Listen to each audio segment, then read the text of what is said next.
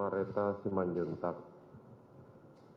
Ya, Saudara Vera, saudara kan sudah mengenal korban dan berhubungan sebagai pacar adalah sejak tahun 2014 ya. 2014 dengan korbannya.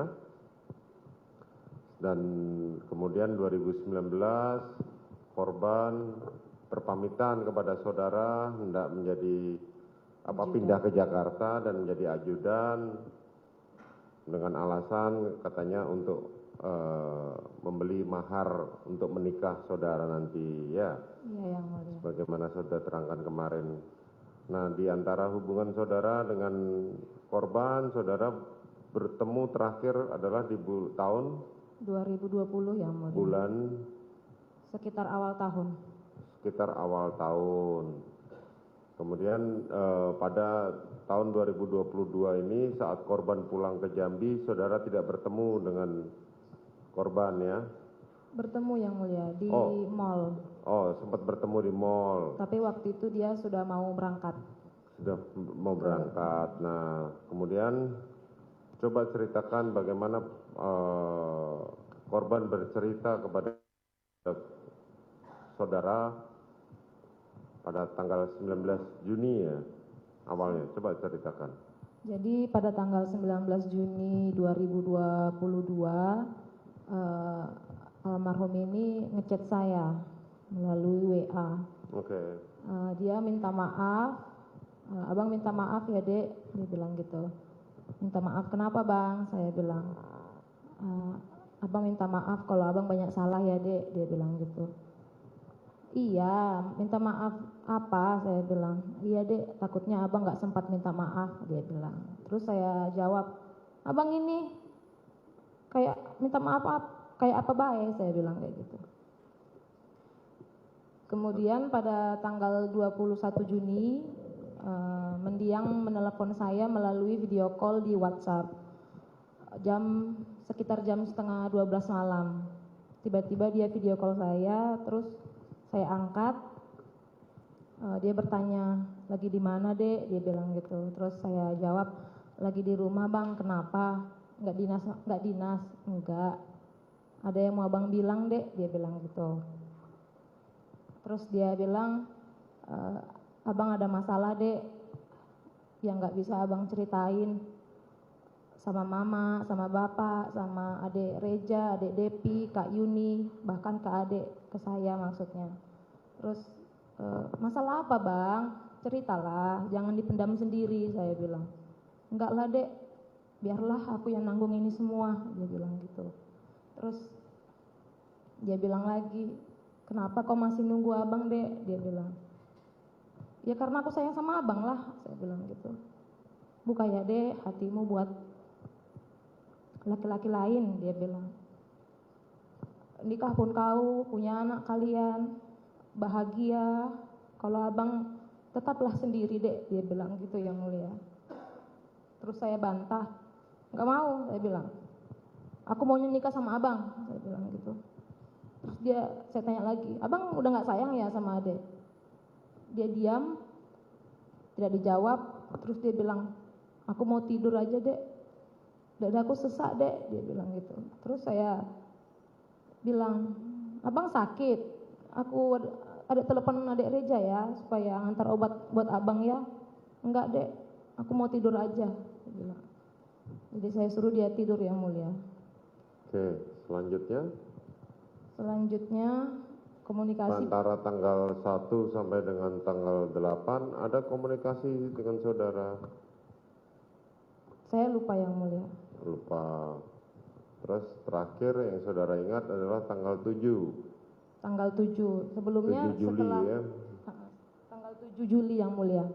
Dalam kurun antara tanggal 3 sampai tanggal 7 ada dia menghubungi saudara? Korban menghubungi saudara? Saya lupa yang mulia. Lupa, oke. Kemudian yang saudara ingat adalah tanggal 7. Coba saudara ceritakan bagaimana peristiwa tanggal 7 itu.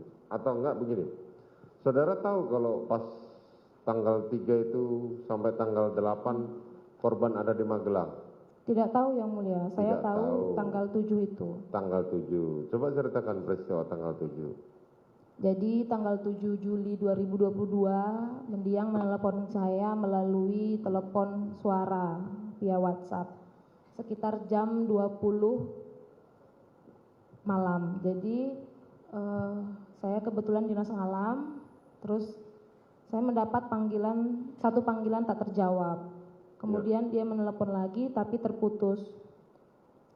Terus tiba-tiba langsung terdaftar 4 panggilan tak terjawab. Padahal tidak ada masuk telepon itu, tapi tiba-tiba terdaftar. Setelah itu dia nelpon lagi jam setengah 9 malam. Saya angkat. Lagi di mana dek? Dia bilang gitu. Lagi dinas malam bang. Kenapa? Kurang ajar. Dia bilang gitu. Karena saya mendengar ada kata-kata kurang ajar, jadi saya banyak teman-teman dinas, saya mencari tempat yang nyaman untuk berbicara. Terus setelah itu saya tanya lagi, kenapa tadi bang? Kurang ajar orang ini, dia bilang gitu. Kurang ajar gimana? Saya bilang. Ibu sakit, aku dituduh bikin ibu sakit, dia bilang gitu. Sakit apa? Nggak tahu saya, dia bilang gitu. Terus aku diancam, dia bilang gitu. Diancam kayak mana? Saya bilang. Berani kau naik ke atas, kubunuh kau, dia bilang gitu. Siapa yang ngancam? Saya bertanya. Squad-squad di sini, dia bilang. Emangnya abang ngapain ibu? Saya bilang. Abang ada pukul ibu? Saya bertanya seperti itu karena tidak masuk akal yang mulia. Terus, ya enggak lah dek, dia bilang gitu. Ya udah kalau abang nggak salah, abang jangan takut, saya bilang. Bilang sama mereka kalau abang nggak ada ngapa-ngapain ibu. Kalau abang nggak salah, abang jangan takut, saya bilang gitu. Dia bilang. Abang sekarang di mana? Saya bilang. Lagi di Magelang. Yaudah ya dek, nanti abang kabarin lagi. Itulah yang mulia. Oke. Selanjutnya, ada besoknya atau berapa jam kemudian dia menghubungi saudara? Tanggal 8 Juli yang mulia. Ya. Sore hari jam 16:10. Saya mendapat 4 panggilan tak terjawab. Waktu itu saya dalam perjalanan dari Bangko membeli perlengkapan rumah. Kemudian sampai di rumah saya telepon balik karena saya mendapat panggilan tak terjawab, saya telepon balik tetapi terputus. Kemudian saya lupa jamnya. Kemudian saya chat lewat WhatsApp, ada apa bang? Adek baru pulang dari Bangko beli Pampers Geva keponakan saya. Itu jam 16.25. Awalnya checklist 1. Terus padahal nomor mendiang tidak pernah checklist 1. Terus tiba-tiba centang biru 2 sudah dibaca, di read. Kemudian saya tunggu-tunggu balasan, tidak ada balasan. Akhirnya saya telepon jam 16.31. Diangkat berdering, terus kenapa bang? Saya bertanya. Nanti abang kabarin lagi. Itulah yang terakhir yang mulia. Itu yang terakhir. Apa itu 16.30 saudara sempat berkomunikasi dengan korban ya?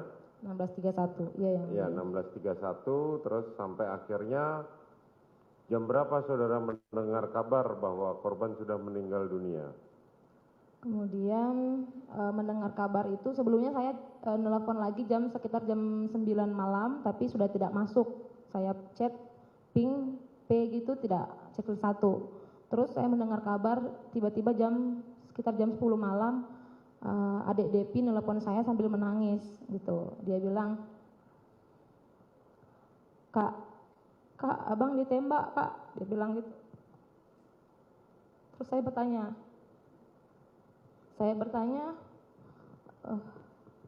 ditembak kayak mana? Saya bilang. Terus abang sekarang di mana dek?